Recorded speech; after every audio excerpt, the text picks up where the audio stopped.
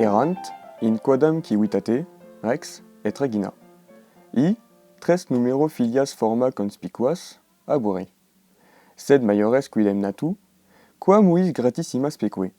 Idone, tamen, celebrari posse laubidus humanis credebantur. Atuero, puellae minoris, tam praecipua, tam praeclara, pulcritudo, nec exprimi acne sufficienter quidem. Laudaris harmonis humani penoria poterat. Multi denique civium et advenae copiosi, quos exemi spectaculi rumor studiosa celebritate, congregabat inacesae formam citatis admiratione stupidi. Ed admoentes oribus suis, dexteram primore dirito in erectum pollicem residente, ut ipsam prorsus deam venerem religiosis venerabentur adorationibus. Iamque proximas civitates et attiguas regiones, fama pervaserat deam, quam caerulum profundum pelagi peperit, et ros spumentium fluctuum educavit. Iam numinis sui passim tributa venia, in mediis conversari populi coetibus, vel carter ursum nouo caelestium stilarum germine, non marias et terras, benera maliam virginali flore praeditam pullace. Il était une fois, dans une ville, un roi et une reine qui avaient 3 filles d'une beauté très distinguée. Les 2 aînées, quoique gracieuses et charmantes, pouvaient, de l'avis général, être louangées comme de simples femmes. Mais les appas de la 3e étaient si rares et éclatants que la pauvreté des mots humains était inhabile à les célébrer dignement ou même à en donner une idée. Et une foule d'habitants, citoyens et étrangers, rassemblés de la rumeur, s'empressaient à admirer un spectacle aussi unique. Médusés de sa splendeur non pareille, ils portaient dévotement à leur bouche l'index de la main droite courbé sur le pouce dressé, pour faire le geste de l'adoration, car ils croyaient contempler Vénus en personne. Et le bruit gagna bien vite les villes voisines, et les contrées alentour que la déesse, qu'enfanta l'abîme azuré des mers, et que nourrir de la rosée des écumes de la vague, avait bien voulu, répandant indulgemment les effets de sa puissance, revenir fréquenter les assemblées publiques. À moins qu'un frima nouveau, descendu du ciel, fécondé non plus la mer, mais la terre, n'y fût fait éclore, dans sa fraîcheur vierge en fleurs, une 2e Vénus.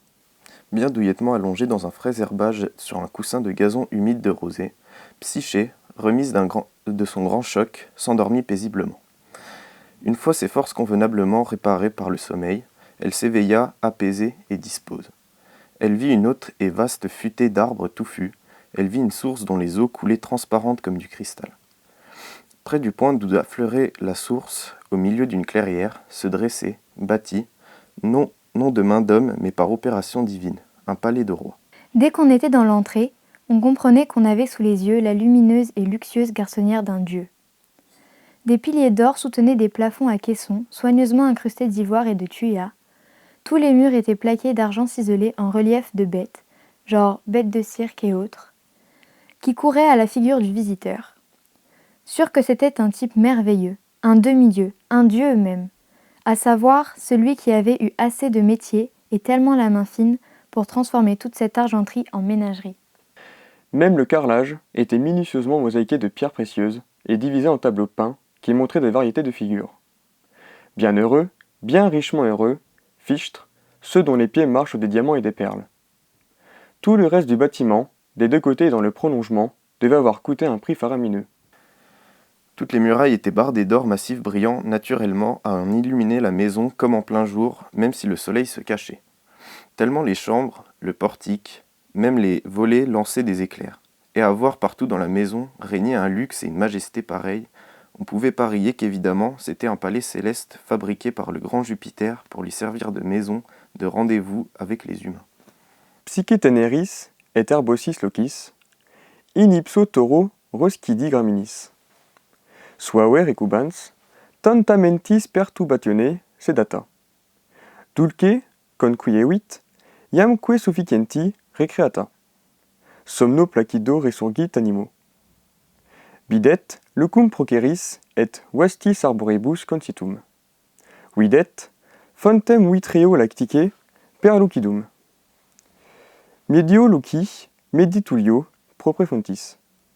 Ad lapsum lomus, rega et aedificata, non humanis manibus, set divinis artibus. Iam quies ad introitu primo. Dei, quius piam luculentum et amoentum videre de diu ersorium. Nam summa laceraria. Citro et ebore curiose. Quauta subeunt orae columnae. Parietes omnes argento caelamine contenguntur bestii. Et genus pecudibus occurrentibus ob os introentium. Mirus proporsum humo imo semideus uel certe deus. Qui magnae artis subtilitate tantum efferuavit argentum. Enimero pavimenta ipsa, lapide pretioso caesim diminuto, in uaria picturae genera discriminantur, vehementer iterum ac saepius, beatos illos, qui super gemas et monilia calcant. Iam ceterae partes longe lateque dispositae domus, sine pretiosae. Totique parietes solidati massis, aueris splendore, proprio coruscant. Ut diem suum sibi domi, facient licet sole nolente, sic cubicula, sic porticus, sic ipsae, valuae fulgurant, nec setius opes ceterae maestiati domus respondent, ut equidem illut recte videatur ad consuertionem humanam magno vi fabricatum caelestae palatium. Quo protenus perpetrato. Sorores egregia domum redeuntes. Iamque gliscentis invidiae felle fraglantes. Multa secum sermonibus mutuis perstrepebant. Sic denique infit altera. En orba et saewe et iniqua fortuna. Ocine tibi complacuit. Ut utroque parente prognatae. Diorsam sortem sustineremus. Et nos quidem. Quae natu maiores sumus. Maritis advenis ancillae deditae extores. Et lare et ipsa patria degamus longe parentum velut exulantes.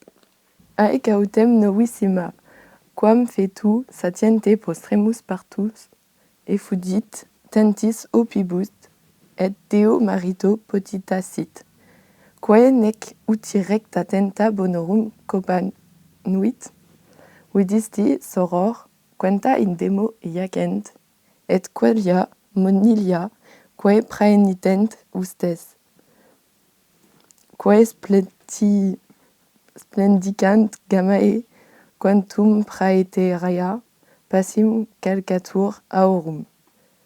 Quodsi maritum etiam tam formonsum tenet ut affirmat, nulla nun in orbe toto felicior vivit. Fortasis tamen, procedente consuetudine, ed affectione roborata. Deam quoque illam, Deus maritus efficet. Sic est Hercules, sic se gerepat ferebatque, iam sursum rescipit. Et deam spirat mulier. Quae voces ancilla sabet, et ventis ipsis imperat. Atego misera primum, patre meo seniorem maritum sortita sum.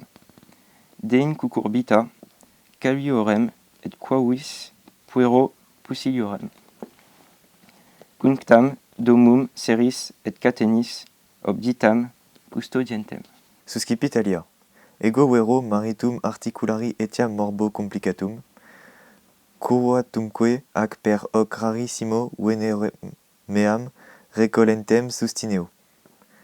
Plerumque de tortos et duratos in lapidem digitos vius perfrecans, fomentis olidis et panis sortidis et faetis, fomentis olidis et panis sorridis et faetidis tu quidem soror. Videris quam patienti vel potius servili dicam enim libere quod sentio, aec perferas animo, enim vero ego nequeo sustinere et ulterius tam beatam fortunam alapsam indignae. Recordare enim quam superbe quam adrogenter nobiscum egerit. Et ipsa iactatione immodicae ostentationis tumentem sum prodiderit animum. Deque tentis diuitis exigua nobis inuita. Proi ecerit confestimque praesentiam nostram grauata propelli. Et efflari exhibilarique nos iuserit. Nec sum mulier, nec homino spiro. Nisi eam pessum de tantis, opibus dei ecero, ac si tibi etiam, ut par est, inaquit nostram contumelia. Concilium validum requieramus ambae. Zéphyr s'étant exécuté sans délai, les excellentes sœurs rentrèrent à la maison de plus en plus enfiévrées et enfiélées du mal de jalousie, et jacassant à qui mieux. Enfin, une dit « Ah, fortune aveugle, injuste et cruelle, ça te muse donc de nous avoir donné, nés des mêmes pères et mères, des destinées si différentes. Nous, les deux aînés quand même, on nous a expulsés de chez nous et de notre pays et placés comme servantes épouses de maris étrangers à gâcher nos vies en exil loin de nos parents. » Tandis qu'elle, la dernière, se rejetant de rebut, ultime épanchement d'une matrice épuisée, elle se gavera de richesses et elle aura un Dieu comme mari, elle qui ne sait même pas profiter comme il faut d'une telle débauche de luxe. Tu as vu tous ces colliers qui traînent dans la maison, ma sœur, et quels colliers, tous ces habits chatoyants, tous ces diamants qui brillent et tout cet or sur lequel on marche partout. Si en plus son mari est aussi beau qu'elle, aucune sur terre n'est plus heureuse qu'elle. Et à savoir si son mari, il ne va pas s'habituer si bien à elle, qu'à force, à force par amour, il ne va pas la faire déesse elle aussi. C'est ça, nom d'Hercule. C'est ça, elle s'y voyait, elle s'y croyait. Elle vise haut, elle sent déjà sa déesse. Madame, je commande au vent, qui se fait servir par des voix.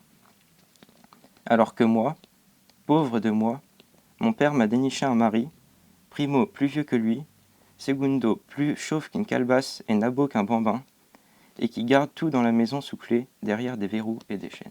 L'autre enchaîna. Et moi alors, un mari balbati, bancroche, podagre, presque jamais cababoli, toujours à le supporter, à lui frictionner ses doigts d'arthritique durs comme pierre et à me brûler mes pauvres mains si délicates avec des baumes puants, de la charpie crasseuse et des cataplasmes dégoûtants. Je ne tiens pas le rang d'une épouse aux petits soins, j'occupe une charge d'infirmière à tout faire. Quant à toi, ma sœur, à toi de voir avec quelle patience, ou plutôt, je dis ce que je pense, quelle servilité tu continueras à subir ça. Mais moi, je refuse d'accepter plus longtemps qu'une si riche fortune ait échoué dans des mains indignes. Rappelle-toi donc avec quel orgueil, avec quelle arrogance elle nous a traités. Cette ostentation, ce faste outrageusement étalé, cette vanité boursouflée, les rogatons minuscules tirés de son tas d'or qu'elle nous a jetés de mauvais gré, comme de suite notre présence lui a pesé. Comme au commandement, elle nous a fait chasser, souffler, siffler d'un coup de vent. Je ne me sens plus, je ne suis plus une femme, si je ne la fais pas dévaler tout en bas du haut de son fric. Et si, comme de juste, notre humiliation t'a exaspéré, autant que moi, mettons au point ensemble un plan solide. Ad psuque relicta sola. Nisi quod infestis furis agitata sola non est. Aestu pelagi simile maerendo fluctuat. Et quamius statuto concilo et obstinato animo. Iam tamen facinori manus admuens aduc incerta concili titubat. Mutisque calamitatis suae distraitur affectibus. Festinat differt, audet trepidat, diffidit irascitur, et quod est ultimum in eodem corpore. Audit bestiam diligit maritum. Vespera tanem iam noctem traente praecipiti festination. Nefarii sceleris instruit apparatum. Nox aderat et maritus, aderat primisque, veneriis, oleeriis, eulitatus, altum soporem descenderat. Tuc psuque et corporis et animi, alioquin infirma fati. Tanem saeulitia subministrante iribus roborator. Et prolata lucerna et adrepta nuacula sexum audixia matatur. Sed cum primum luminis oblatione toris secreta claroerunt. Videt omnium ferrarum mitissimam dulcissimamque bestiam. Ipsum illum cupidinem formonsum deum formanse cubantem.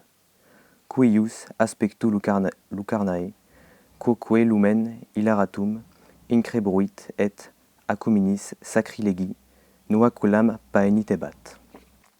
Puero, psuque, tanto aspectu deterita, et impos animi marcido paiore defectatremensque.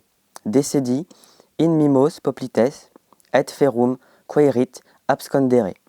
Sed in suo pectore, quod profecto feciset, nisi ferum timore tanti flagitii manibu. Temerariis delapsum eoluas lasset, iamque lassa salute defecta dum saepius duini ultus intuetur pulcritudinem recreatur anim. Videt capitis aurii genialem, caesariem ambrosia temulentam, ciruices lacteas genasque purpureas pererantes, crinium globos, decoriter immeditos, alios antependulos, alios retropendulos, quorum splendore nimio fulgurante iam, et ipsum lumen lucarnae uaciabat. Per humeros uolatilis dei pinae roscide, micanti flore candicant, et quamuis altis quiedanticebus, extimae plumulae tenelae, at dedicatae tremule. Resculandes inquieta lascis iunt, certum corpus galbellum atque luculendum et quale peperisse vendem non peniteret. Ante lectuli pedes iacebat arcus et faereta et sagittae magni de propita tela. Une fois laissée seule, sauf qu'elle n'était pas seule, mais harcelée par les furies mauvaises, Psyché fut saisie d'un flot de tristesse pareil à la houle de la mer. Sa décision était prise.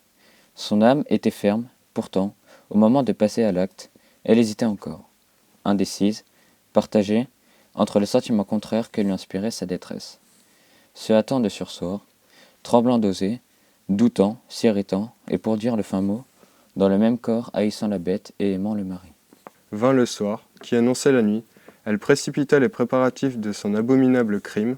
La nuit fut là, son mari fut là, et une fois qu'après avoir engagé quelques escarmouches amoureuses, il se fut endormi profondément.